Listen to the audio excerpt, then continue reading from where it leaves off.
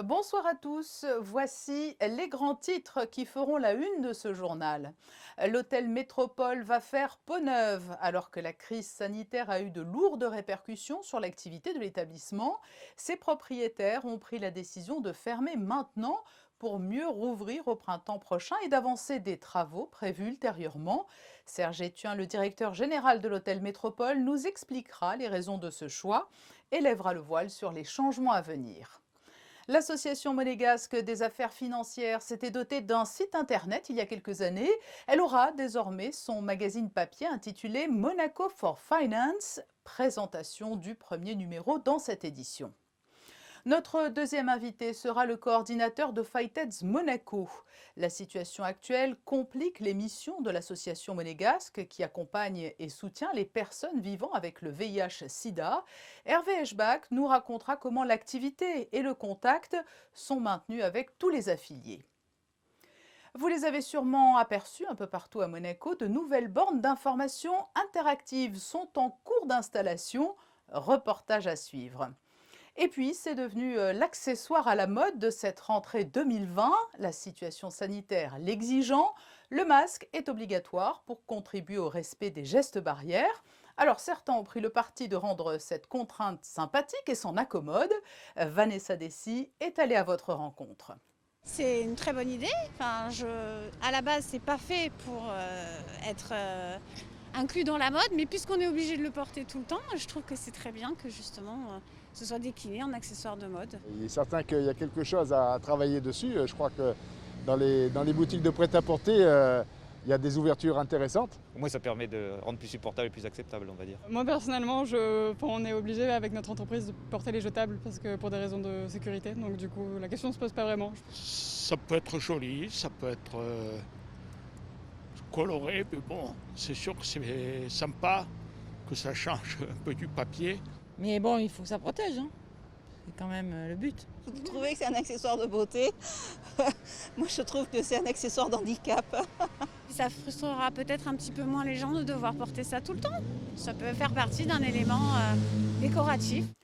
La situation internationale ne favorise pas les déplacements et les secteurs de l'événementiel, du tourisme et de l'hôtellerie sont lourdement impactés. À Monaco, les établissements hôteliers ont la possibilité de rester ouverts, mais la clientèle est extrêmement réduite compte tenu des restrictions qui s'opèrent dans les autres pays. C'est la raison pour laquelle l'hôtel Métropole a décidé de fermer ses portes pendant quelques mois, mais cette fermeture va être mise à profit pour avancer des travaux, comme va nous l'expliquer le directeur général des lieux. Bonsoir Serge Etienne. Bonsoir Madame Navarro. En pleine crise sanitaire avec les répercussions économiques et notamment touristiques que l'on connaît, l'hôtel Métropole a décidé de tirer parti de la situation plutôt que la subir. Tout à fait. Alors, pour être tout à fait précis, ce projet de rénovation est dans les tuyaux depuis déjà plusieurs années. Et effectivement, l'environnement économique international nous a stimulés d'autant plus pour lancer et anticiper ce projet de rénovation, mais qui était déjà prévu. Vous lancez donc un vaste projet de rénovation. En quoi vont consister ces travaux ? Alors, il s'agit de travaux importants puisque ce sont les premiers travaux de rénovation depuis l'ouverture de l'hôtel donc en 2004 et ils vont être organisés en 3 phases bien distinctes. Comme vous pouvez l'imaginer, lorsqu'on rénove un hôtel, on est bruyant. Et donc, comme on ne souhaite pas déranger notre clientèle, il y aura une première phase de fermeture de l'hôtel du 30 novembre à la première semaine du mois d'avril, durant lesquels seront effectués des travaux principalement de destruction, je dirais. Ensuite, et pour ne pas pénaliser la principauté de Monaco, l'hôtel Métropole réouvrira ses portes en avril 2021 jusqu'à fin septembre 2021 afin de pouvoir couvrir et de participer à tous les événements importants qui, nous l'espérons, auront lieu en principauté l'année prochaine. Ensuite, une troisième phase, refermeture de l'hôtel dès le 1er octobre 2021 pour une période de 6 mois, donc jusqu'au 31 mars 2022. Et nous pensons donc pouvoir offrir un nouveau produit lorsque nous espérons l'économie internationale pourra reprendre la normale, donc en début 2022. Vous avez donc anticipé ces travaux à la faveur de cette période un peu plus calme. Vous allez notamment refaire toutes les chambres. Ça, c'est indispensable pour rester moderne et au goût du jour. Le programme de rénovation prévoit une partie forte dans la restauration, mais une partie, comme vous le mentionnez, très forte aussi sur l'hébergement.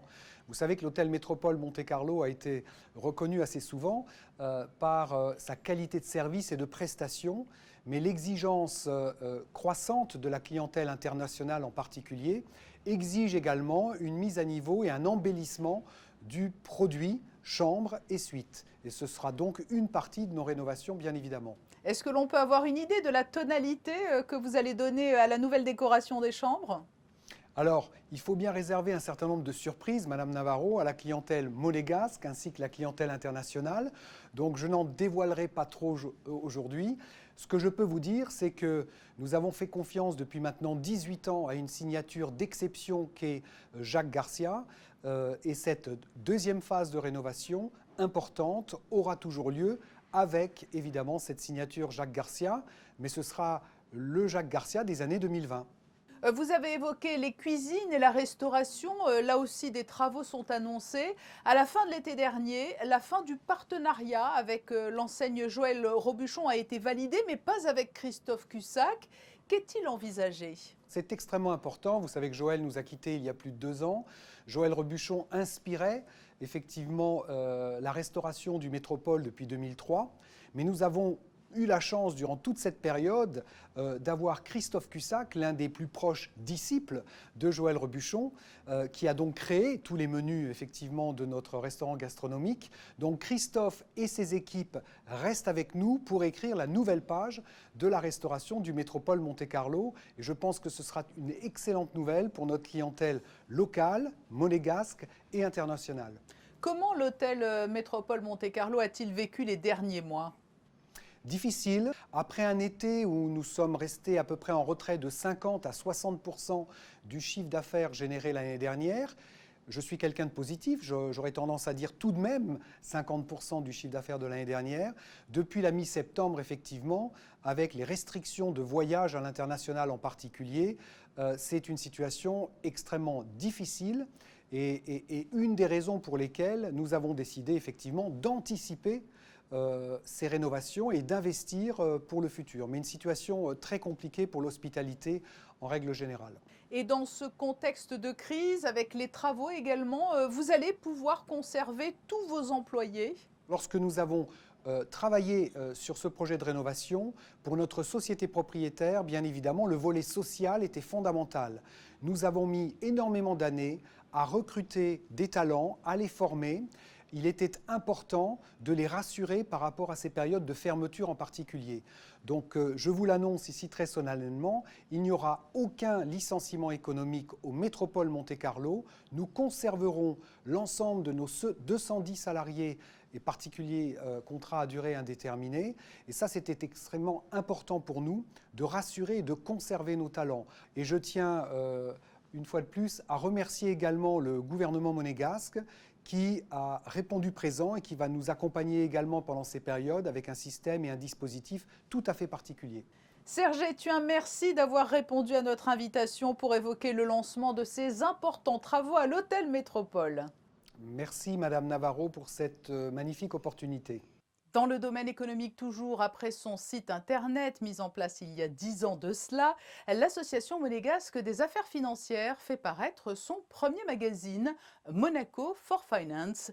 Présentation de ce nouvel outil de communication avec Christinda Thomel. Un magazine qui a pour vocation, dans un premier temps, d'être un outil institutionnel. Dans ce premier numéro, nous retrouvons ainsi les autorités réglementaires et de tutelle de la place financière et bancaire monégasque, ainsi que les acteurs qui contribuent à son rayonnement.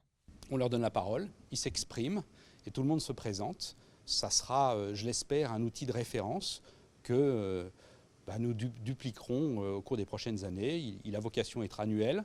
Il est en français, en anglais, et j'espère qu'il satisfera le plus grand nombre. On cherche à attirer en Principauté de Monaco, soit effectivement des sociétés de gestion, soit des personnes fortunées au travers effectivement de leur propre relocation en Principauté de Monaco ou au travers de leur family office. Ce sont des points effectivement qu'on aborde dans nos présentations d'une manière très générale et qu'on retrouve dans l'intégralité sur le site Monaco for Finance. Vous l'aurez compris, la MAF a donc souhaité offrir une complémentarité entre une édition papier et son site digital, la finance étant au cœur de l'activité monégasque. Nous allons développer les autres informations du jour avec Fabien Bonilla et une bonne nouvelle pour les amateurs de basket. Bonsoir Patricia, bonsoir à tous. Les matchs de basket sont actuellement à huis clos. Alors c'est pas ça la bonne nouvelle, mais plutôt que les 2 prochaines rencontres seront en direct sur votre chaîne, sur Monaco Info. Le diffuseur Sport en France nous autorise à les retransmettre. Alors si vous voulez supporter la Roca Team, 2 rendez-vous à ne pas manquer. Tout d'abord, ce samedi à 20h30, Monaco reçoit Dijon. Et le samedi suivant, le 21 novembre, toujours 20h30, vous pourrez regarder, je le répète, sur Monaco Info, la Roca Team face au CSP Limoges. Une nouvelle annonce de fermeture temporaire. Oui, le musée océanographique l'avait déjà annoncé. En revanche, c'est au tour de la collection des voitures du Prince de fermer ses portes pour des raisons évidentes. La crise sanitaire, une fermeture de ce musée situé à Fontvieille avec une ouverture prévue en décembre si la situation sanitaire le permet. Nous l'évoquions hier avec le parrain de l'édition 2020, Wilfried Yegueté, la No Finish Line sera particulière cette année. Ouais, elle débutera samedi, mais pas sur un circuit prédéfini. Vous pourrez courir au bon vous semble en respectant les règles sanitaires. Pour vous renseigner, allez sur le site de la No Finish Line, c'est simple, tout y expliqué. Il vous suffira de télécharger une application. Ce dont je veux vous parler aujourd'hui, c'est d'une collecte pendant cette No Finish Line. Vous pourrez déposer des jouets dans un état neuf, je précise bien dans un état neuf, du 14 au 22 novembre au chapiteau de Fontvieille, de 10h à 19h, au profit des enfants des vallées de l'arrière-pays niçois touchés par la tempête Alex.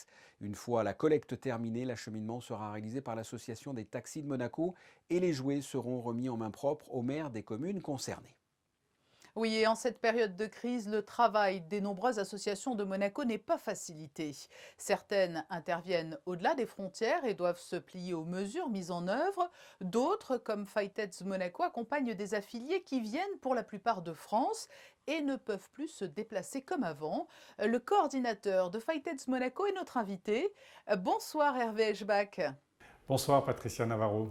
Cela fait maintenant plus de 6 mois que la crise sanitaire génère d'importantes perturbations dans nos vies, dans nos organisations. Et j'imagine bien évidemment que c'est encore plus vrai pour Fightheads Monaco. Comment s'est organisée l'association pour poursuivre ses missions dans ce contexte? À la suite de ce premier confinement, nous avons d'abord mis au maximum les activités en extérieur, tout ce que nous faisions dans nos locaux, comme le tai chi, nous l'avons fait dans des jardins publics pour être à l'air libre et éviter les risques de contamination. Et nous avons aussi, bien entendu, adapté tous les gestes barrières pour les accueils, que ce soit les accueils de personnes vivant avec le VIH ou que ce soit les personnes qui passent à l'association. Oui, parce qu'il faut le rappeler, l'une de vos missions, c'est cet accueil, cet accompagnement que vous proposez depuis les locaux de Monaco avec de très nombreux ateliers et activités. Tout à fait. Pour cette deuxième vague qui nous arrive, depuis 15 jours, nous avons fait le choix d'arrêter les activités d'accueil, que ce soit ici, à Monaco même, comme à la maison de vie. Donc nous n'avons plus d'accueil. Et depuis l'annonce par le président de la République française du confinement en France, nous avons mis les équipes en télétravail. Oui, on a beaucoup parlé des outils numériques comme solution à la crise et à l'éloignement.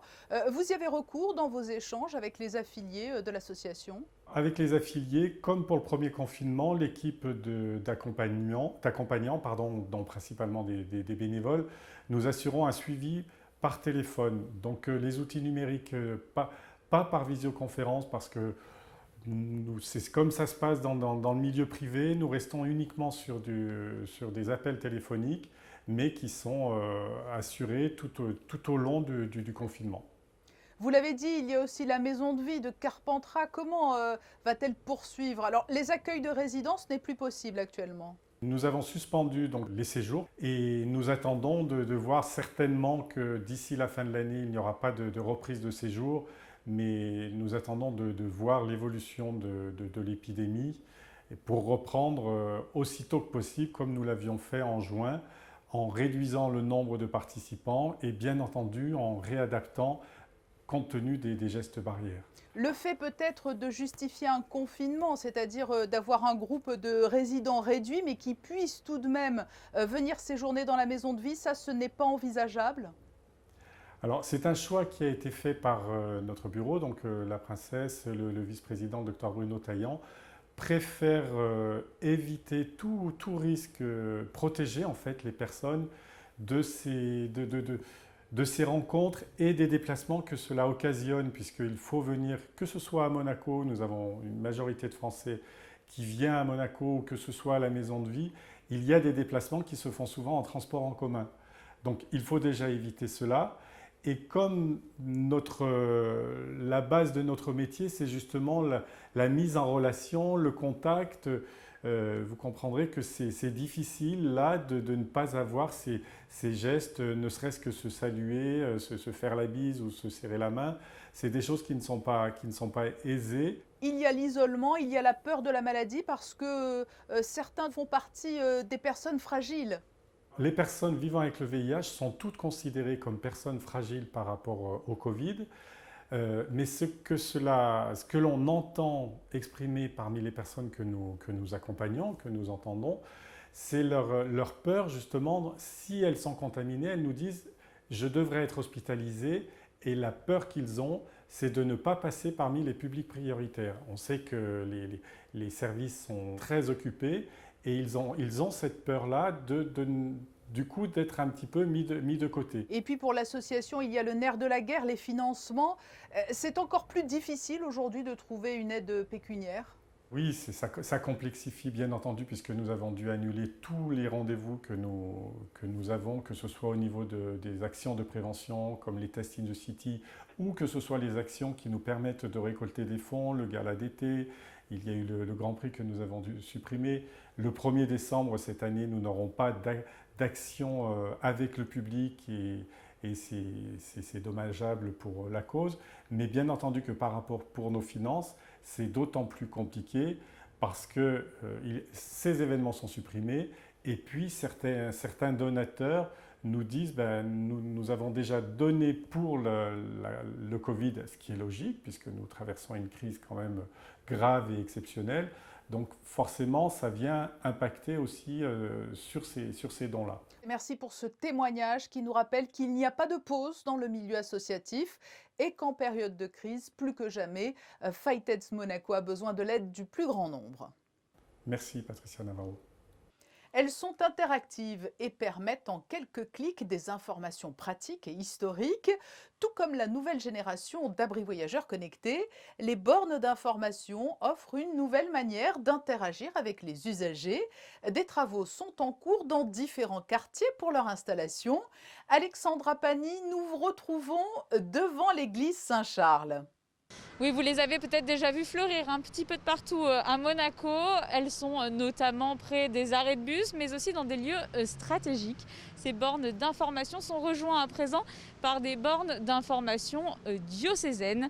Stéphane Mélan, quels sont leurs objectifs? À quoi servent-elles en fait? Oui Alexandra, en effet, donc, il y en a quelques-unes qui ont été déjà mises en place depuis ces derniers mois sur la principauté. D'ici la fin de l'année, on a le projet d'en mettre 7 supplémentaires, donc 6 bornes diocésaines devant chaque église de Monaco, en effet, et une borne d'information qu'on pourra retrouver au pied des escaliers de l'école et de l'église Saint-Charles. Elles servent donc à apporter des renseignements, notamment on pourra retrouver la pharmacie de garde la plus proche, avoir des renseignements sur la principauté et pouvoir attendre le bus de manière ludique avec des jeux. Quant aux bornes diocésaines, bien sûr, elles auront des nouvelles plutôt attraits, des nouvelles ecclésiastiques, bien sûr. Ce sont des chantiers, pour ne pas faire peur peut-être aux usagers, ce sont des chantiers assez courts? Oui, alors en effet, ces 7 bornes durent en moyenne 1 semaine chacune, à 10 jours pour les plus longues. Nous avons également réfléchi pour minimiser l'impact sur le domaine public. Ces bornes d'information s'inscrivent bien sûr dans la transition numérique de la principauté, mais il y a également la transition énergétique avec les bornes notamment de vélo, de monobike et les bornes de recharge aussi. Alors oui, en effet, on a le programme de développer en principauté encore 7 stations vélo monobike d'ici la fin de l'année.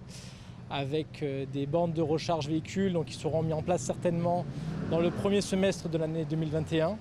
Donc il y a 4 sites qui sont pour le moment à l'étude, donc notamment le quartier de Madone, du Tenao, boulevard d'Italie et boulevard de Suisse. Voilà. Merci Stéphane pour ces précisions. Merci Alexandra pour cette entrevue.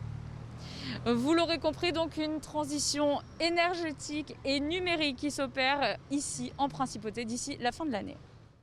Merci Alexandra. Passons au point info culturel avec la parution de ce livre en lien avec le musée d'anthropologie préhistorique. D'une trilogie plus précisément. Après Amandine et l'Empire des Anges et Amandine et le Retour aux sources, voici le dernier opus de l'auteur monégasque Mireille Grazzi, Amandine et l'Atlantide. Dans ce 3e volet, sans tout dévoiler, la jeune Amandine vit des aventures sous-marines lors desquelles elle fait la découverte d'objets au pied de Monaco datant de la période gréco-romaine. Les 3 livres sont en anglais, français, italien, monégasque et dans Amandine et l'Atlantide, il y a 3 langues supplémentaires, l'allemand, l'espagnol et le portugais. Les aventures d'Amandine sont en vente à la boutique du musée d'anthropologie préhistorique de Monaco. L'entrée est d'ailleurs gratuite du 5 au 30 novembre. Vous pouvez vous procurer ces ouvrages également en ligne sur le www.monegou-libri.com. Quelques idées de sortie. On commence par vendredi avec Speakeasy au Grimaldi Forum à 18h30 dans la salle Prince-Pierre. Speakeasy nous plonge dans les années 30 au cœur d'un bar clandestin américain du temps de la Prohibition, entre chefs de la mafia, hommes de main, pin-up, barman, bandits. Un hommage au temps muet du 7e art, mêlant cirque et chorégraphie. Le prix des places, 5 € par personne seulement, dans le cadre de l'opération lancée à Monaco, Culture et vous. Une autre idée sortie à vous proposer le lendemain, samedi 16h, à l'église Saint-Charles, avec un récital d'orgue de Tania Dogval. Au programme, entre autres, Jean-Sébastien Bach, Jean Langlais, le compositeur monégasque Marc Giacone. L'entrée est libre et gratuite, à condition, bien sûr, de porter un masque. Et ce journal ne serait pas complet sans les prévisions météo. Quel temps fera-t-il mercredi ? Eh bien, ça sera une belle journée, plutôt ensoleillée, éventuellement quelques petits nuages dans l'après-midi, mais rien de bien méchant. En ce qui concerne les températures, comptez de 12 à 16 degrés. Le soleil se lèvera à 7h20 pour se coucher à 17h08. Et ce mercredi, nous célébrerons les Martins. C'est la fin de cette édition. Nous la refermons comme nous l'avons débuté avec des masques incontournables et obligatoires. Ils sont devenus des accessoires de mode, comme vous allez pouvoir le voir dans cette série de photographies de Manuel Vitali. Nous nous retrouvons demain à 19h pour un nouveau journal. Très belle soirée à tous.